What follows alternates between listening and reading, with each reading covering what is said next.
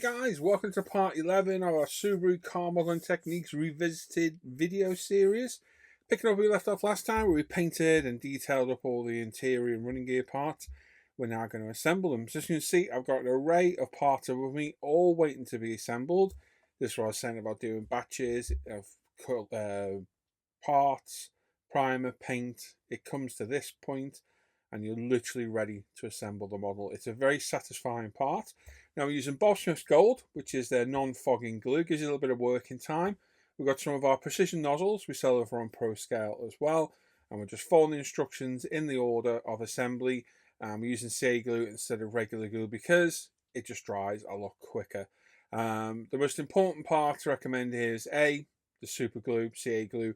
Don't get it everywhere, which is where these precision tips come into their own. We sell the glue and the precision tips over on Pro Scale. And make sure you follow the assembly instructions to the letter. And don't forget little parts like these, the poly caps that go in between the hub and the brake discs, because these hold the wheels on. Anyway, I'm going to pop some music on, let it go, and I'll talk when I need to.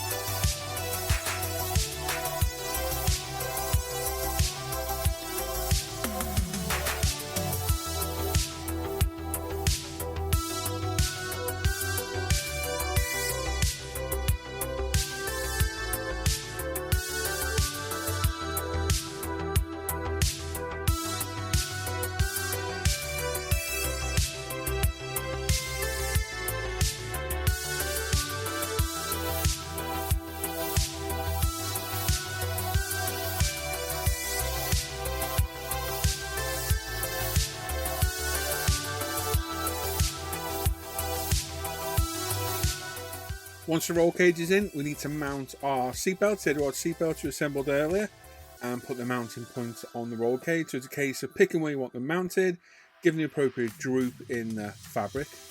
Add a drop of super glue, put the part into place, a little bit of activator on one of the micro brushes, touch it, hold it, repeat for the others, job done. Nice and easy, nice and simple.